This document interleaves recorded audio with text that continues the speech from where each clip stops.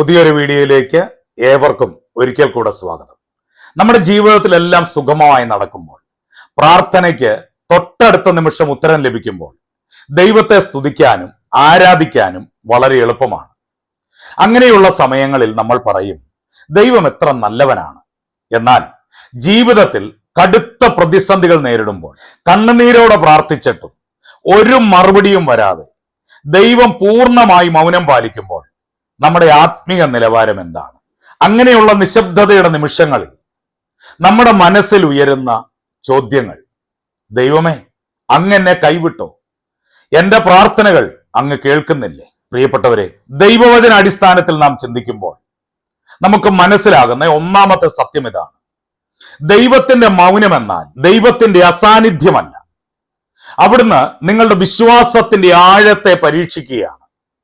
നമ്മുടെ ഉള്ളിലെ വിശ്വാസം എത്രത്തോളം ആത്മാർത്ഥതയുള്ളതാണ് എന്ന് വെളിപ്പെടുത്തുന്നത് അനുഗ്രഹങ്ങളുടെ സമയത്തല്ല, മറിച്ച് ദൈവത്തിന്റെ മൗനത്തിന്റെ താഴ്വരകളിലൂടെ നാം കടന്നു പോകുമ്പോഴാണ്. വിശ്വാസത്തിന്റെ പരീക്ഷയെക്കുറിച്ച് ചിന്തിക്കുമ്പോൾ വിശുദ്ധ വേദപുസ്തകത്തിൽ നമുക്ക് കാണാൻ കഴിയുന്ന ഏറ്റവും മികച്ച ഒരു ഉദാഹരണമുണ്ട്. അത് ഇയ്യോബിന്റെ ജീവിതമാണ്.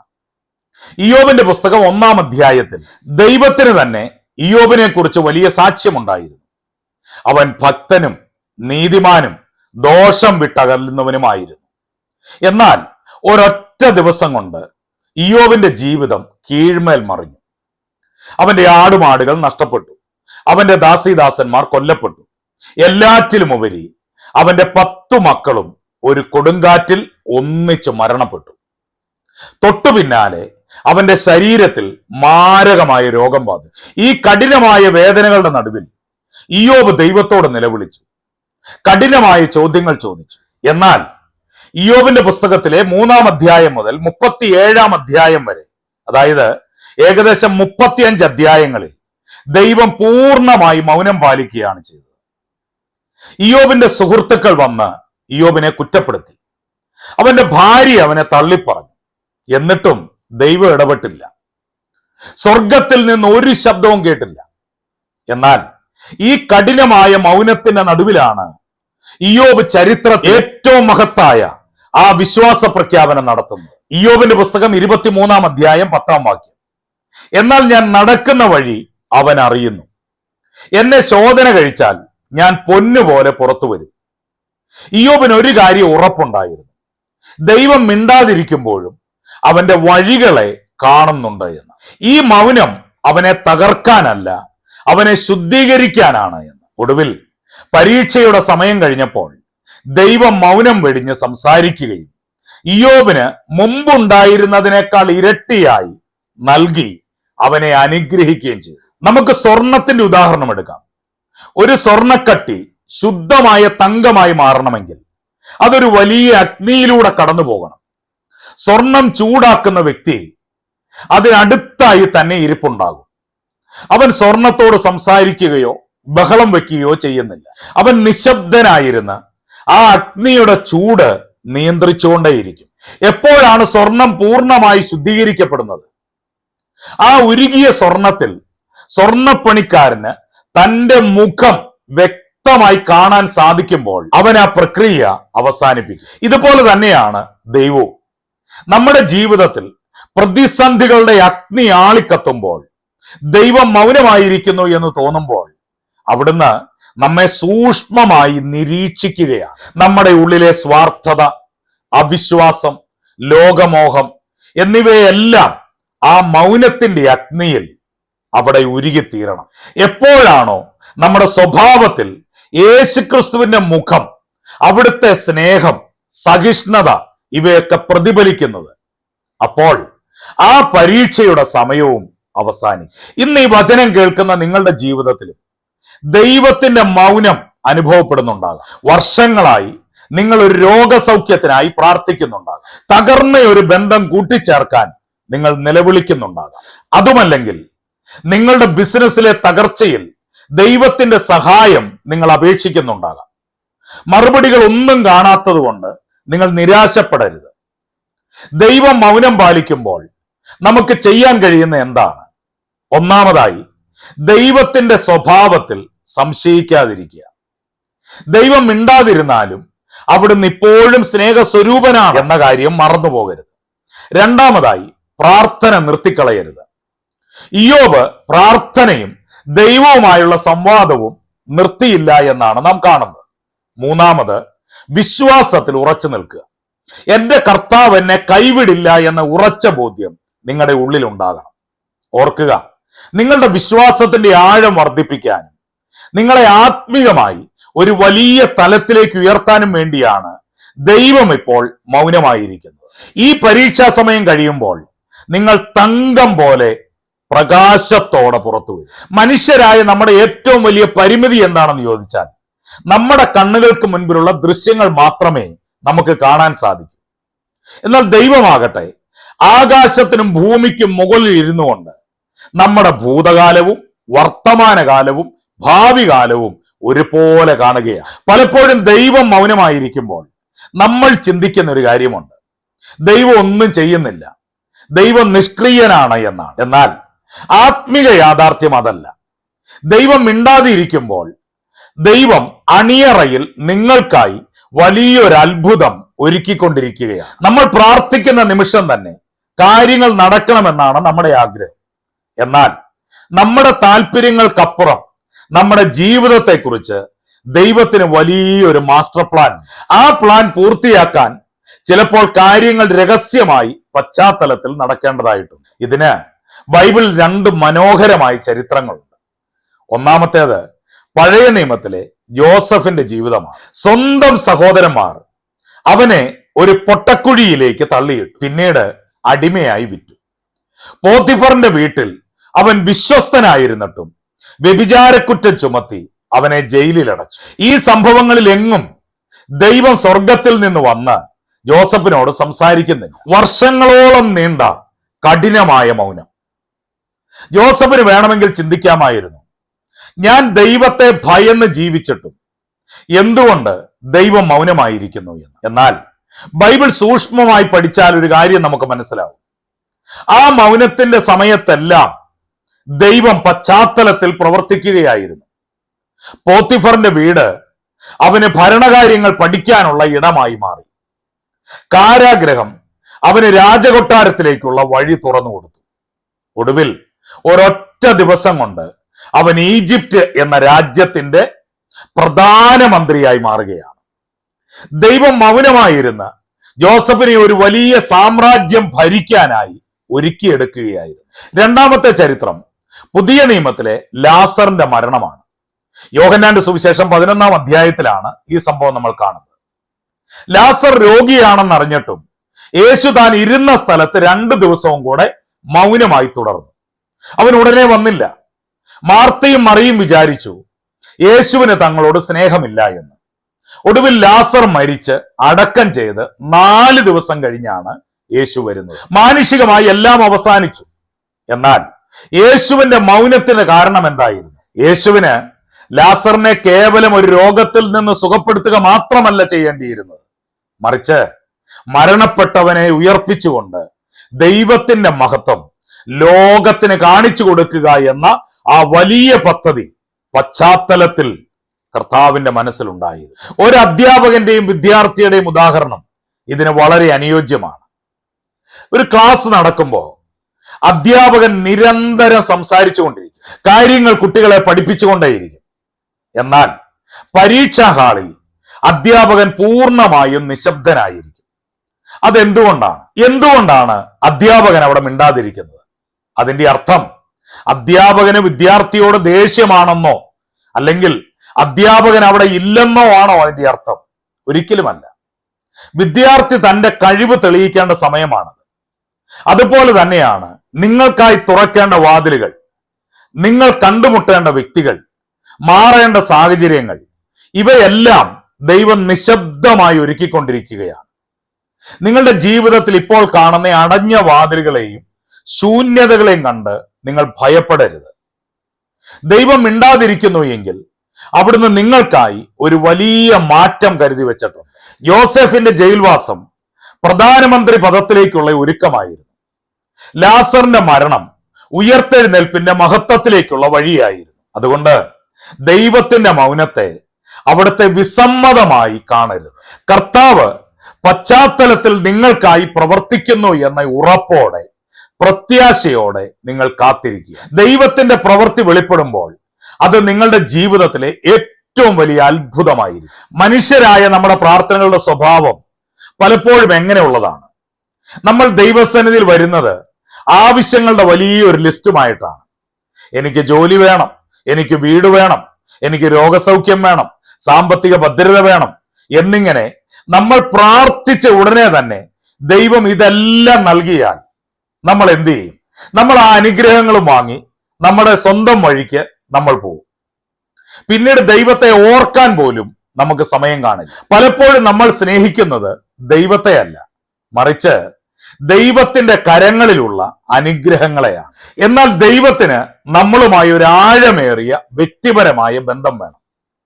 അവിടുത്തെ അനുഗ്രഹങ്ങൾക്കപ്പുറം നമ്മൾ അവിടുത്തെ വ്യക്തിത്വത്തെ സ്നേഹിക്കാൻ അവിടുന്ന് ആഗ്രഹിക്കുന്നു. അതിനായി ദൈവം ഉപയോഗിക്കുന്ന ഒരു മാർഗമാണ് മൗനം. വിശുദ്ധ വേദപുസ്തകത്തിൽ 1 ശമൂവേൽ 1-ാം അധ്യായത്തിൽ ഹന്നയുടെ ചരിത്രം നമുക്ക് കാണാൻ കഴിയും. ഹന്നയ്ക്ക് മക്കൾ ഉണ്ടായിരുന്നില്ല. അവളുടെ സങ്കടം വളരെ വലുതായിരുന്നു. കാരണം പെനീന അവളെ നിരന്തരം പരിഹസിക്കുകയും വേദനിപ്പിക്കുകയും ചെയ്തിരുന്നു. ഹന്ന വർഷങ്ങളോളം ദേവാലയത്തിൽ വന്ന് കരഞ്ഞു പ്രാർത്ഥിച്ചു. എന്നാൽ വർഷങ്ങളോളം ദൈവം അവളുടെ പ്രാർത്ഥനയ്ക്ക് മറുപടി നൽകാതെ മൗനം പാലിച്ചു. എന്നാൽ ഈ മൗനത്തിന്റെ വർഷങ്ങളിൽ ഹന്നയുടെ ഉള്ളിൽ ഒരു വലിയ മാറ്റം സംഭവിച്ചു.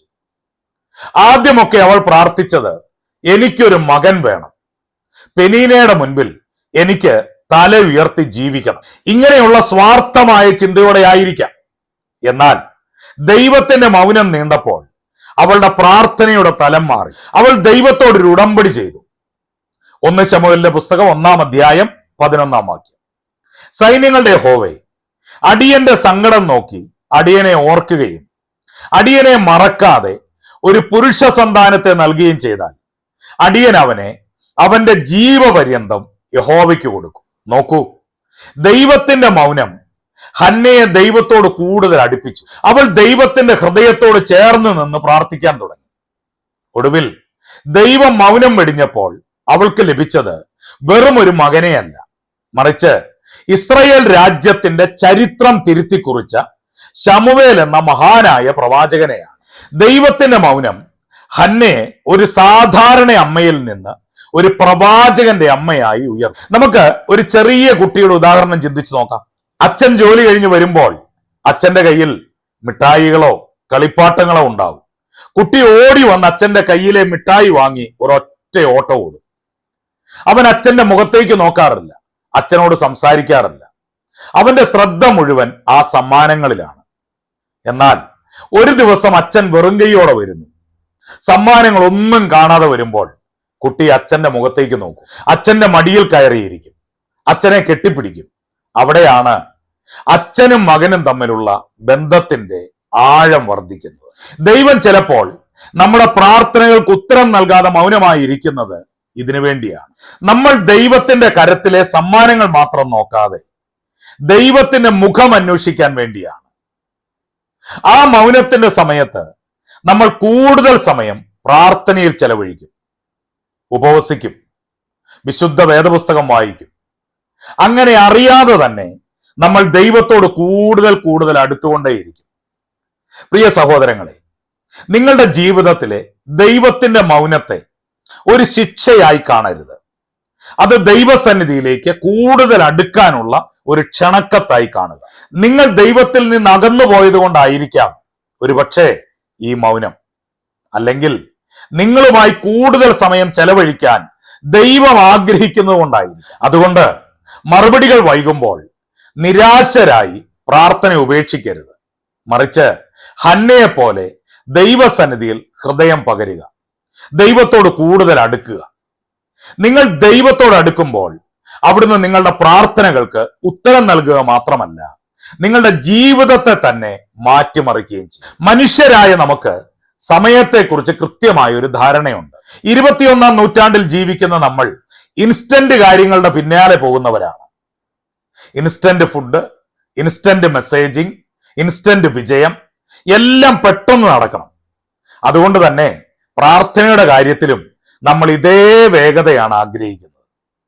എന്നാൽ ബൈബിൾ പറയുന്നത് ദൈവത്തിന്റെ സമയവും നമ്മുടെ സമയവും രണ്ടാണ് എന്നാണ്. ഗ്രീക്ക് ഭാഷയിൽ സമയത്തെ സൂചിപ്പിക്കാൻ രണ്ട് വാക്കുകളുണ്ട്. ഒന്ന് ക്രോണോസ് അഥവാ മനുഷ്യരുടെ കലണ്ടർ സമയം. രണ്ട് കൈറോസ് അഥവാ ദൈവത്തിന്റെ കൃത്യമായ സമയം. ദൈവം കാര്യങ്ങൾ ചെയ്യുന്നത് മനുഷ്യന്റെ കലണ്ടർ നോക്കിയല്ല, അവിടുത്തെ ദൈവികമായ കൈറോസ് സമയത്താണ്. ദൈവം മൗനം പാലിക്കുമ്പോൾ അതിന്റെ അർത്ഥം ഞാൻ നിനക്കിത് തരില്ല എന്നല്ല, മറിച്ച് ഇപ്പോൾ അതിനുള്ള സമയമായിട്ടില്ല, നീ കാത്തിരിക്കുക എന്നാണ്.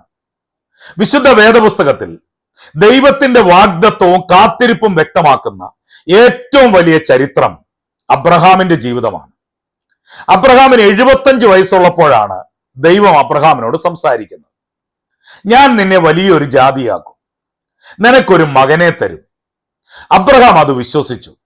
എന്നാൽ വർഷങ്ങൾ പലത് കഴിഞ്ഞുപോയി, തനിക്ക് കുഞ്ഞുണ്ടായില്ല. പിന്നീട് ദൈവം ദീർഘകാലം മൗനമായിരുന്നു.